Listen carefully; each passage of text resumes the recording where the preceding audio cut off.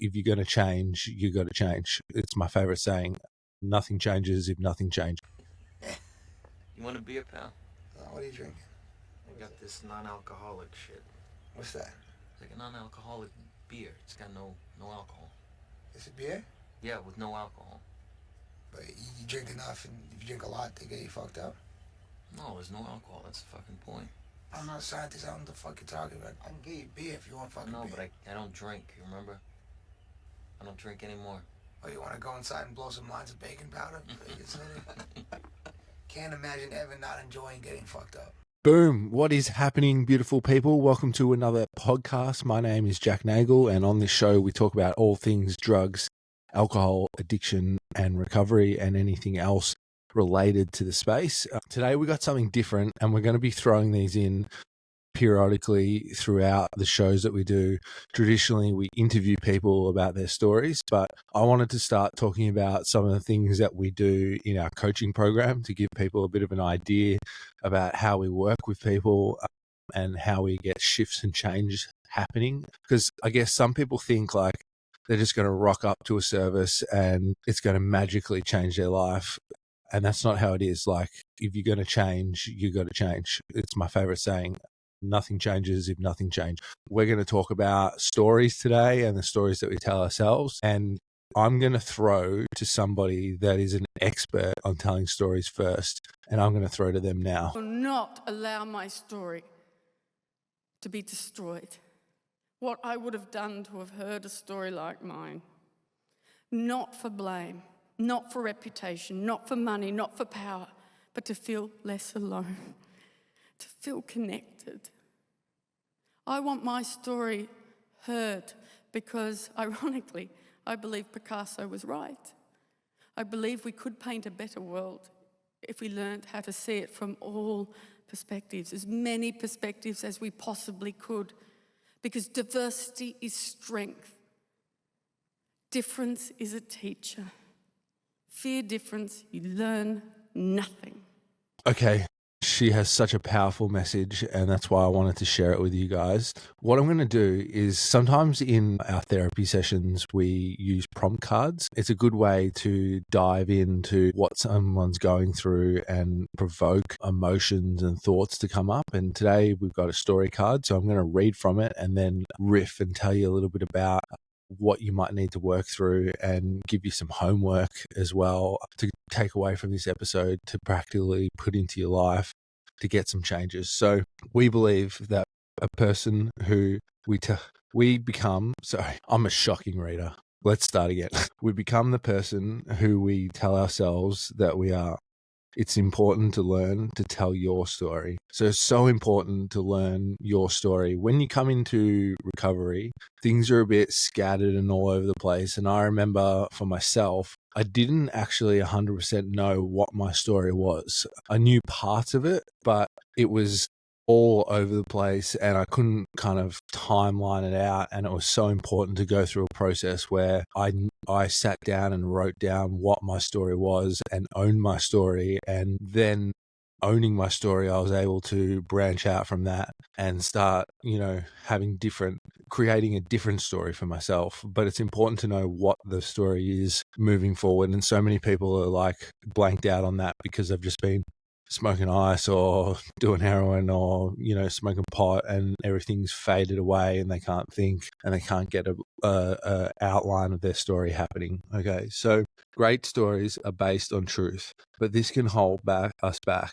Many of us become stuck in our quest for confidence because there is a story we cannot tell or have told or have not told. So before you can freely tell stories, you may first need to tell your own story. If so, then find a way to tell it. So what we do in the connection-based living program is actually we call it a reality check, but we do a story timeline for people. So that happens, sort of week 3 to 4, once people have a stable foundation with habits and stuff like that. But it's so important, like that card says, to get the truths of your story out on paper, and we get you to write those down on a timeline, and then we actually go through it with you, and then we can pick out some of the underlying psychological and emotional issues that have really built up underneath the surface for you, the pain points, the pressure points. And when you work through those, that's when you start to get some breakthroughs and you start to get some freedom in your life. Because what happens with stories is humans are storytellers. So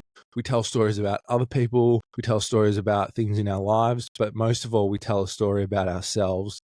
And what happens is when we tell a story about ourselves enough times, it becomes a belief. And when it becomes a belief, that then filters into the way that we act and the way that we interact with the world. And that directly relates to the outcomes that we get, right? So it's so important to understand what our old story was, find the pressure points, and change those pressure points and those stories, okay?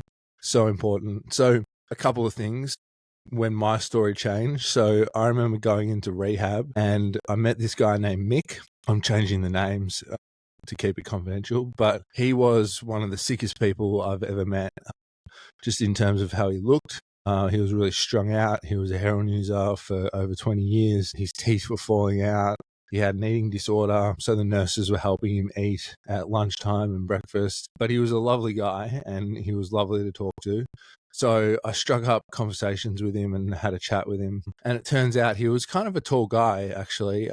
Nearly as tall as me. I'm 6'6". He was probably 6'5". And he played trials for North Melbourne, right, before he got right into drugs. And he was close to getting drafted to North Melbourne. And everything changed in his life when he picked up substances. And that was a real moment for me with my story, with what I told myself, you know, because I had that story with basketball, where I was playing basketball, went to America, went through like a detox period, came back, mindset shifted, dropped everything that I wanted to do with basketball and changed. And, you know, the rest is history. Went and thought I was going to party, but it turned into a savage addiction that wrecked my life. And I had that relatability point with him. But the thing that changed the story for me and forced me to change my internal dialogue, which sounds horrible, but I was looking at him, and one time at the breakfast table, we were sitting there and he had a spoon and his tooth was hurting and he popped his tooth out with the spoon, and that left him with 3 teeth.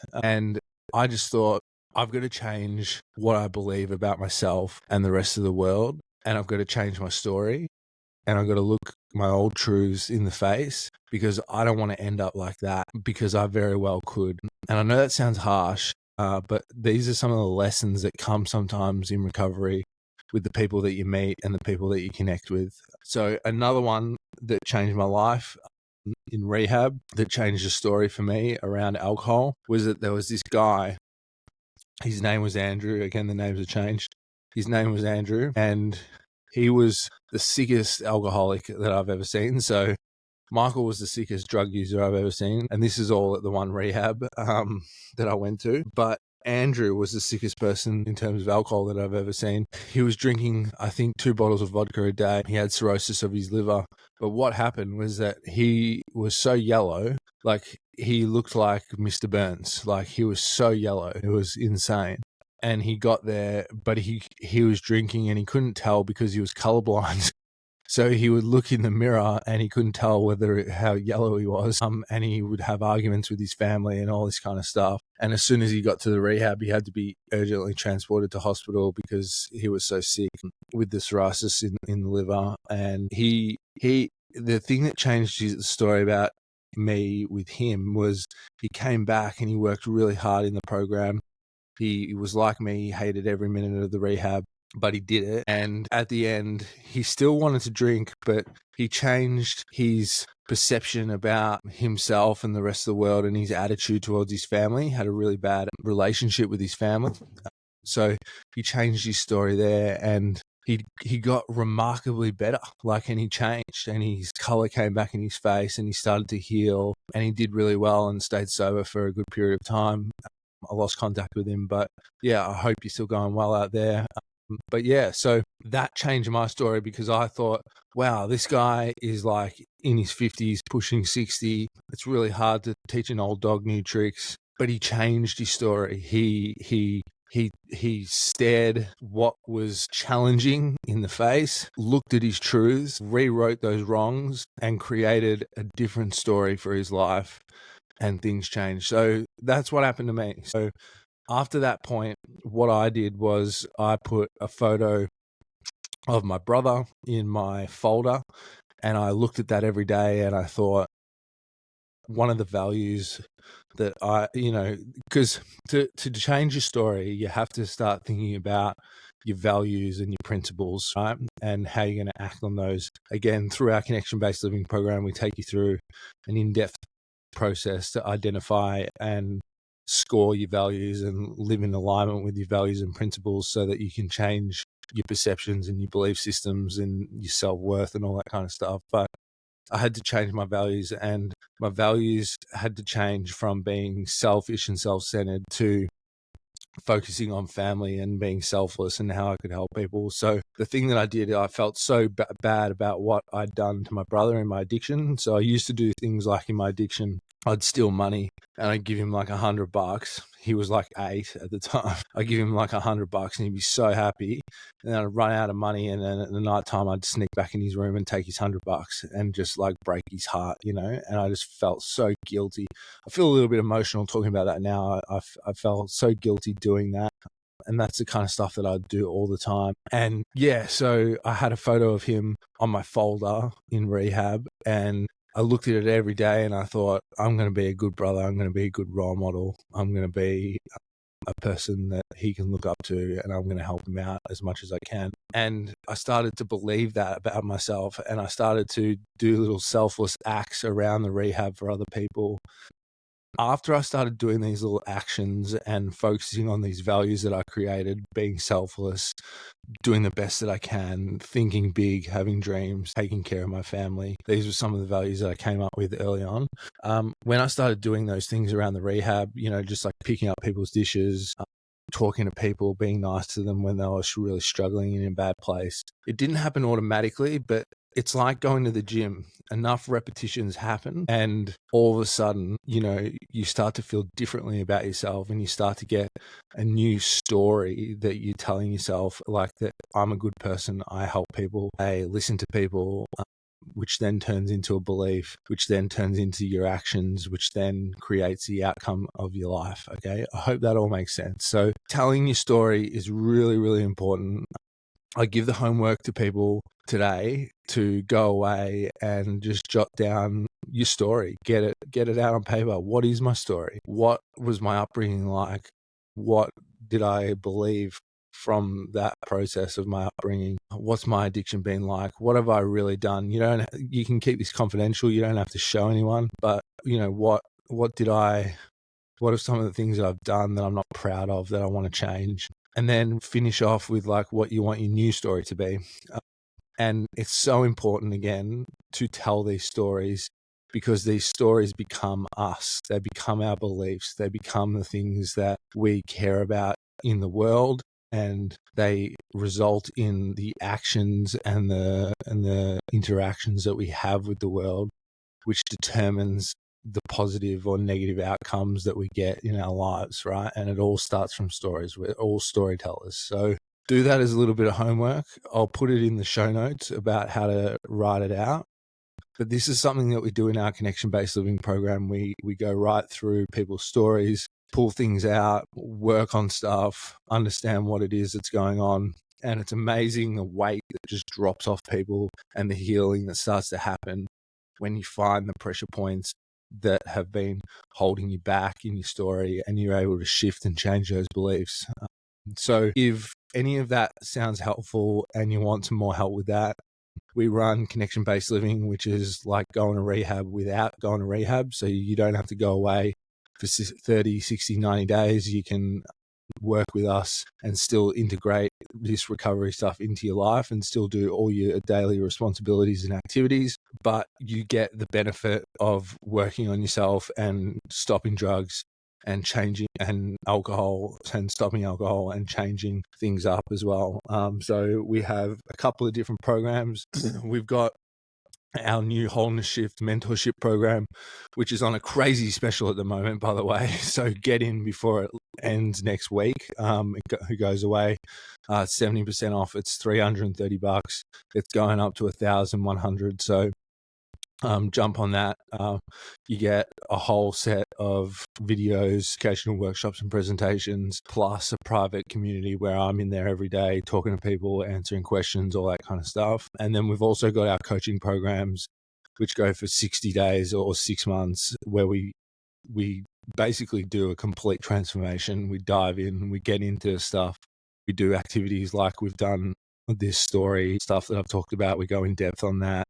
Go in depth on values and beliefs. We go in depth on principles. Yeah, we really help you to make the changes that you need. So that's connection-based living. The links for that will be down below. I hope this little coaching session has been helpful, and I hope you can tell yourself some different stories. I can't stress enough how important this is to making change in your life. So remember, the homework is to map out your story, the different points, the things that you regret, what your upbringing was like, what your addiction's like, and what you want your new story to be. And maybe you can work with us on helping to change that. So I hope that was helpful. Stay cool, everybody. Enjoy your Sunday if you're listening on Sunday. But I will see you, and I'll be vibing in your ears again soon. We've got heaps of podcasts coming up this week. All right. Peace, everybody.